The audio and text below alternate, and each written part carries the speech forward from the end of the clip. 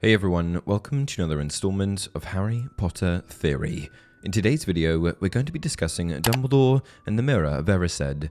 The Mirror of Erised is a magical mirror and Hogwarts artifact located in the Room of Requirement inside the castle walls. In the Philosopher's Stone, Harry first discovers the mirror for himself. It was a magnificent mirror, as high as the ceiling, with an ornate gold frame, standing on two clawed feet. There was an inscription carved around the top: Erised, stra, ehru, cafru, on wohsi. Then he experienced the following. He looked in the mirror again. A woman standing right behind his reflection was smiling at him and waving. He reached out a hand and felt the air behind him. If she was really there, he'd touch her. Their reflections were so close together, but he only felt air. She and the others existed only in the mirror. "Mum?" he whispered. "Dad?" They just looked at him, smiling. And slowly, Harry looked into the faces of the other people in the mirror and saw other pairs of green eyes like his, other noses like his, even a little old man who looked as though he had Harry's knobbly knees. Harry was looking at his family for the first time in his life. After losing himself in the mirror for hours, captivated from what he was witnessing, Dumbledore stumbles upon Harry in the room. "So, back again, Harry," said Dumbledore, slipping off the desk to sit on the floor with him.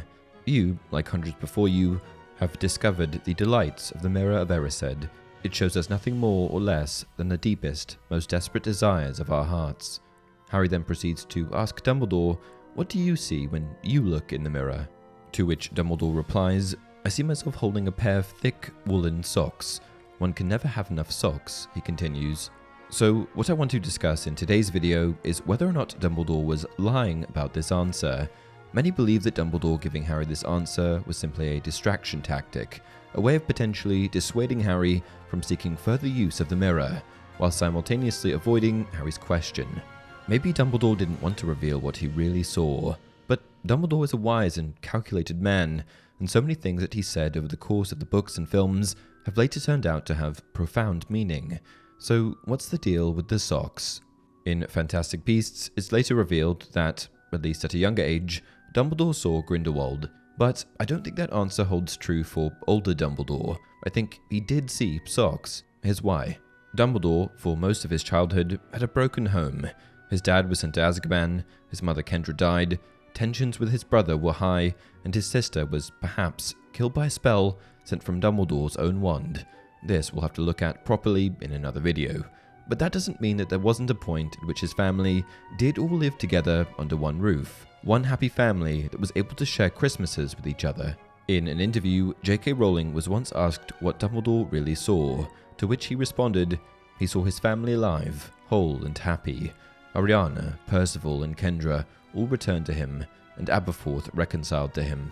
What this tells me is that Dumbledore's response to Harry of socks wasn't an outright lie, but just one aspect of the truth. After mentioning socks to Harry, he says the following: "Another Christmas has come and gone, and I didn't get a pair. People insist on giving me books."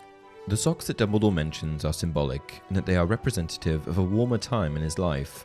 Homemade socks and jumpers are almost synonymous with family in the Harry Potter story, and the Weasleys are a testament to that. A happy Christmas full of gift-giving and food-sharing. Dumbledore simply longed for one thing: family. And that's it for this video. If you enjoy the content, please like the video and subscribe to the channel.